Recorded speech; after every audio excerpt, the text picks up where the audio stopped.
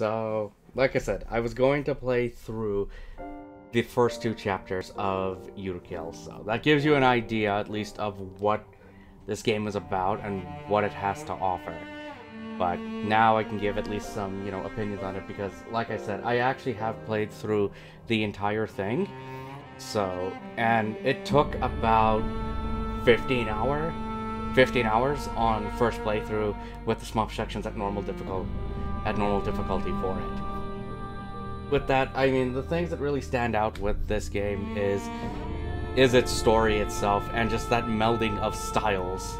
The melding of styles, because you have, like I said, one half of the chapter based on these escape room adventure sequences, and then the second half is these Japanese shoot-em-ups, or the shmup sections. So, if you look at each part separately, they're just kind of okay. Like, the adventure sections are...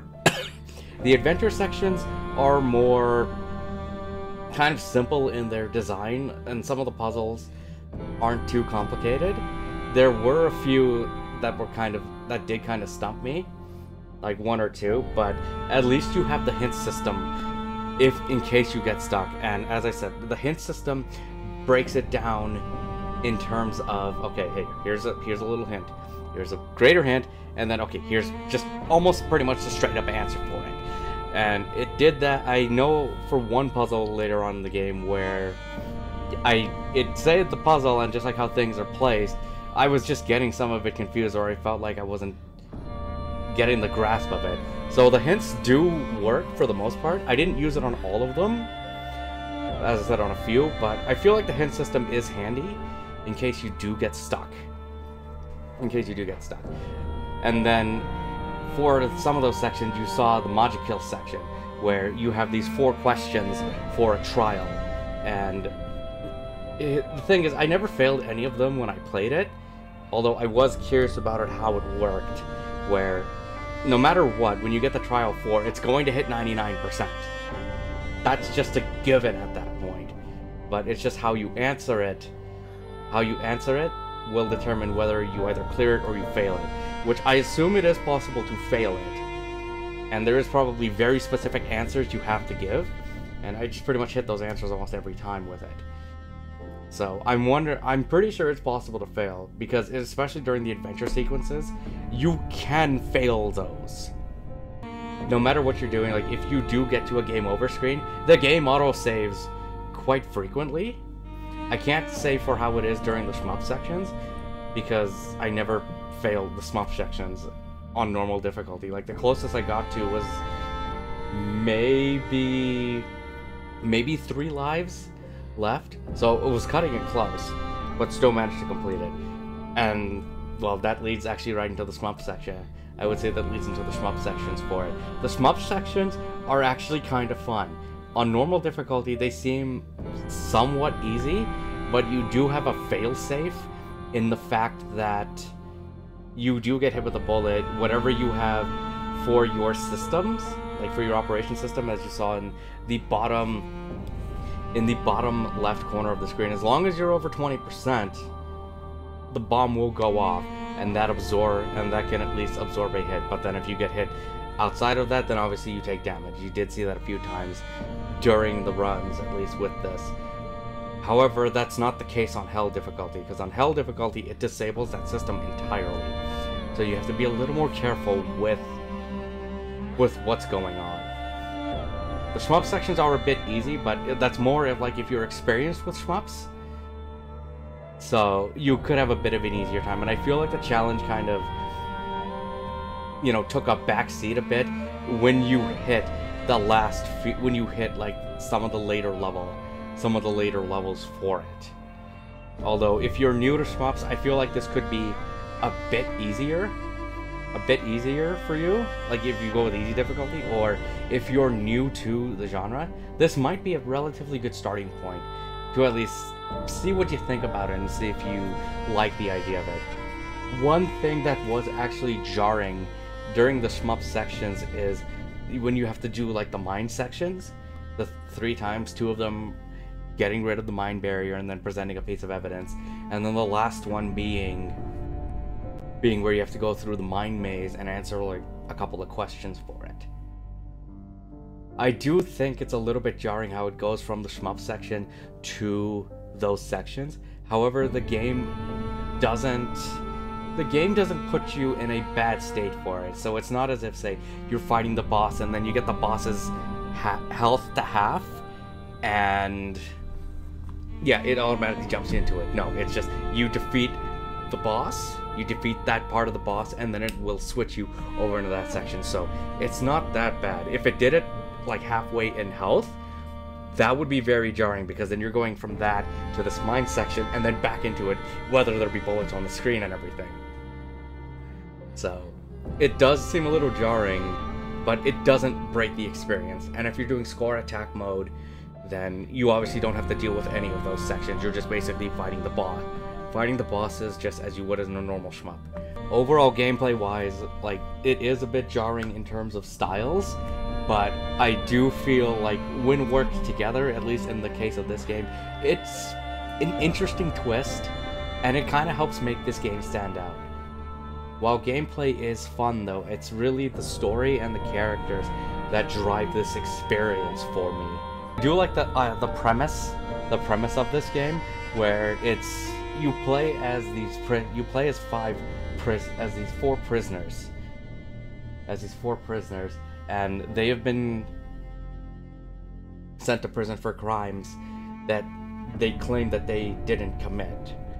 Now, obviously, I don't want to spoil too much of it, so I'm only going to talk about the first two with it. Just like when as you're watching the footage of this, you're only seeing the first two levels with it. But the prisoners are here, and they have their executioners with them. As I was stating throughout when we were playing the game, these pairings are happening for a reason.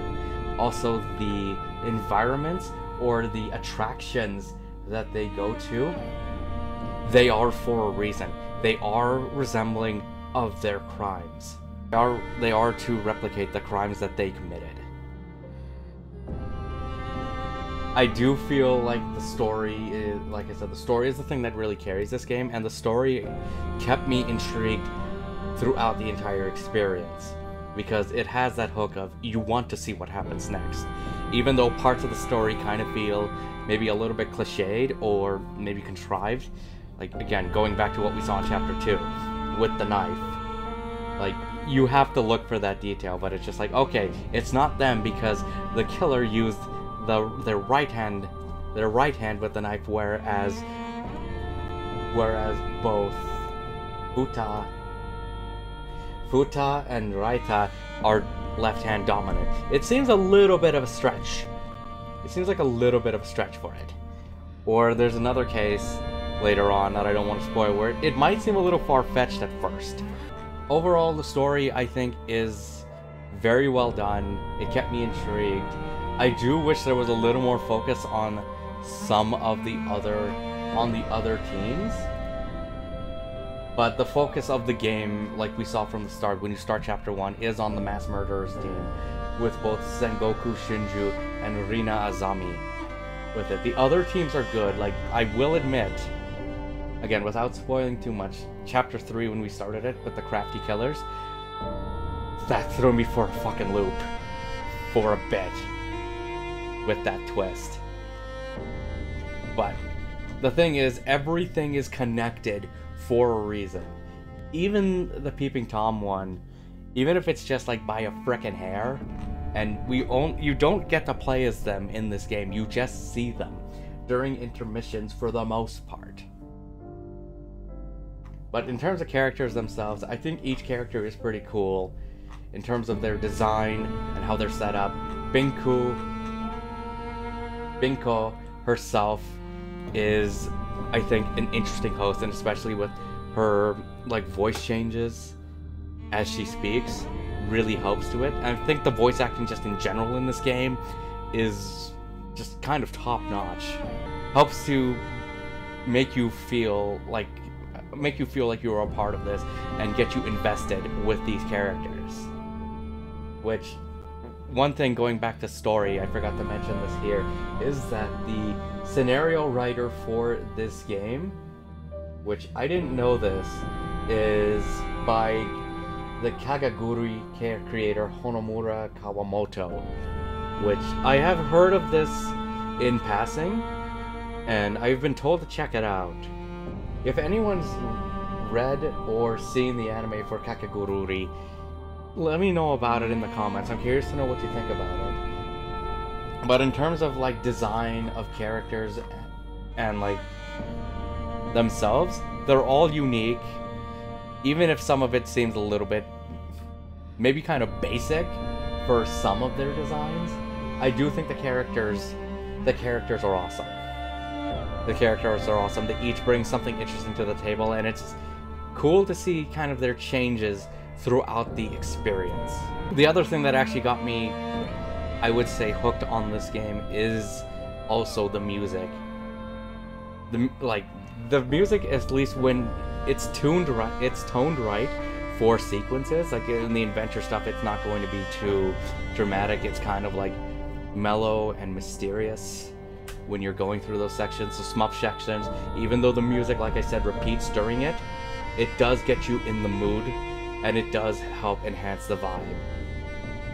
But the one track that really sticks with me in this game is the closing track.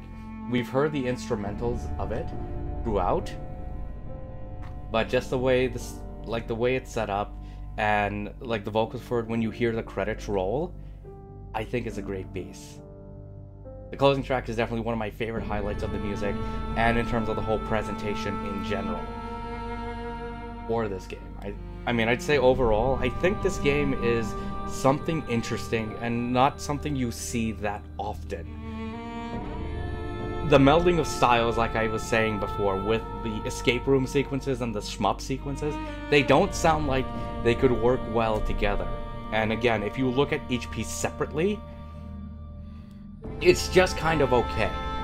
I don't think if you release those specific sections as games on their own, I think it would just be kind of an okay experience, but there wouldn't be anything grand or like amazing out of it. But when you combine the stuff together and then wrap it up in this package of the story and the characters, you're truly onto something special here. I definitely do recommend checking this game out. If what you saw of it is of any interest, there is a demo available right now for it. Try that, see what you think about it, and then proceed from there. For me, like if I have to score this game, at least by my experience, for me the game's an 8 out of 10. I think it's something different, it's something fun. It is a little bit jarring, and the story, while good, does feel a little maybe kind of contrived and cliche at points, and you may see some of the things coming